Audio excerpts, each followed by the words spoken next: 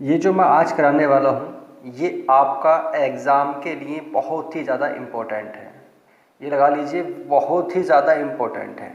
अब करना क्या है इसमें मैं आपको बताता हूँ। आप केवल एक ही प्रश्न समझाऊंगा और इसी प्रश्न से आप बहुत सारे इससे जैसे प्रश्न कर सकते हैं। लेकिन इसको एक बार ध्यान से समझ लीजिए। कुछ बच्चों को बहुत दिक्कतें होती हैं, आपको बिल्कुल दिक्कत नहीं आई यदि आपने मेरी इस वीडियो को पूरा देख लिया। देखिए कह रहा सिद्ध कीजिए कि रूट 5 एक अपरिमेय संख्या है। मतलब हमसे प्रूफ करा रहा है कि जो रूट 5 है एक इरेशनल नंबर्स है। तो अब हम इसको कैसे प्रूफ करके दिखाएंगे। तो देखिए क्या करेंगे, हमने माना अपने पास से एक काम करेंगे, लिखेंगे माना लेट कि जो रूट 5 है वो क्या मान लिया हमने, एक परिमेय संख्या मान लिया। हम केवल कल्पना कर रहे हैं, इमेजिनरिंग कर रहे हैं। क्या कर रहे हैं कि हमने मान लिया कि एक हमारा अब कि रूट 5 क्या है, एक परिमेय संख्या है। क्या है हमारे पास, एक रेशनल नंबर्स है, यानी क्या हमारा रूट 5 एक परिमेय संख्या है। देखिए जब हमने अपने पास से मान लिया तो हम क्या कह सकते हैं कि जो रूट 5 है वो किसके बराबर होगा। जब हमारा परिमेय संख्या मान चुके हैं तो अर्थात p बटे q के बराबर होगा। जहाँ कह सकते हैं q नॉट इक्वल टू 0, यानी q का मान हमारा कभी भी 0 नहीं होगा। ये हमने अपने पास से मान लिया। हमने मान लिया इसे इक्वेशन नंबर फर्स्ट मान लेते हैं। चलिए हम अब देखिए हम क्या करेंगे, हम दोनों ओर का वर्क कर देते हैं। जब वैसे हमारा इक्वेशन बन जाए, बना लिया हमने, क्योंकि यहाँ पर क्या हमारा q एक इंटीजर है, हमारा p q हमारे क्या है एक पूर्णांक संख्याएं हैं। तो अब हम क्या करेंगे, दोनों ओर का वर्क कर देंगे। क्या, रूट 5 का वर्ग बराबर p बटे q का वर्ग। ठीक है, हमने करा दोनों तरफ का क्या कर दिया, वर्क कर दिया, यानी स्क्वायर कर दिया हमने दोनों तरफ का। अब जब हम इसका स्क्वायर खोलते हैं तो देखिए कितना बन जाएगा हमारे पास, ये 5 बन जाएगा। कितना जाएगा हमारे पास, ये 5 आ जाएगा। फिर इसी तरीके से ये p square upon q square हमारे पास आ जाएगा। ठीक है, या मैं इसको ऐसे भी लिख सकता हूँ कि 5q, यानी कि यहाँ से मैं एक q इधर ले गया तो इधर पहुँचे मल्टीप्लाई में हो जाएगा बटे से, तो बराबर कितना बचेगा, p स्क्वायर बटे q बचा हमारे पास। ठीक है, इसको मान ली मैंने इक्वेशन 2 मान ली। देखिए सवाल को मैं बहुत लंबा नहीं करूँगा, बहुत सिंपली आपको अच्छी तरीके से समझ में आ जाएगा। तो क्या करा हमने, देखिए जब हमने इसको इक्वेशन 2 मान ली तो देखिए हम क्या जानते हैं, चूँकि क्या जानते हैं हम कि जो हमारे पास जो 5q है वो क्या है, एक पूर्णांक है, यानी हमारे पास क्या एक इंटीजर है। क्या है हमारे पास, इंटीजर है, पूर्णांक है। अब पूर्णांक आप सभी जानते हैं पूर्णांक क्या होता है, मैंने बेसिक में सारी बातें बता रखी हैं आपको। लेकिन देखिए एक बात देखिए, लेकिन अब जो हमारे पास क्या बचा है, ये जो बचा है p स्क्वायर बटे q में हम लिख सकते हैं कोई भी क्या नहीं है, उभयनिष्ठ, यानी उभयनिष्ठ क्या, गुणनखंड, उभयनिष्ठ हमारे पास गुणनखंड क्या है, नहीं है। अर्थात ये उभयनिष्ठ गुणनखंड क्या होता है, देखिए जैसे मैंने माना कोई संख्या है कि मैंने माना कि x 2x स्क्वायर प्लस 6 है, तो यहाँ से दोनों में से कॉमन क्या आ सकता है कि x स्क्वायर प्लस 3, यानी 2 कॉमन आ गया दोनों में से, तो उभयनिष्ठ है।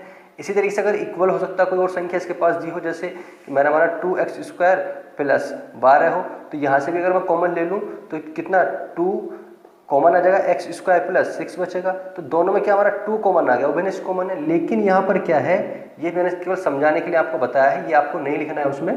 तो क्या लिखा है कि चूंकि हमारा 5q एक पूर्णांक है, लेकिन p स्क्वायर बटे q इसके अंदर में कोई भी उभयनिष्ठ गुणनखंड नहीं है। जब उभयनिष्ठ गुणनखंड नहीं है, देखिए मैंने माना यहाँ पर 5, मैंने माना जैसे 5 हमारे पास हमने उभयनिष्ठ गुणनखंड मान लिया, तो यहाँ पर 5 है कहीं नहीं है ना। तो हम कह सकते हैं अतः, क्या कह सकते हैं कि अतः हमारे पास में क्या, p स्क्वायर बटे q बराबर नहीं है 5q के। भाई जब हमारे पास में इसके बराबर नहीं है, यानी हम कॉमन है ही नहीं, जब उभयनिष्ठ इसमें कॉमन फैक्टर है नहीं, गुणनखंड है नहीं, तो इसके बराबर कैसे हो जाएगा। तो जो हमने कैसा, जब इसके बराबर ही नहीं है तो कह सकते हैं कि p स्क्वायर बटे q बराबर नहीं है 5q के। जो हमने परिणाम माना, कौन सा माना था हमने, जो परिणाम हमारे पास रिजल्ट आया कौन सा, सेकंड, वो क्या है हमारा, हमने इसके बराबर मान रखा है। लेकिन जब इसके बराबर नहीं है तो कैसा हमारे पास, वो विपरीत है।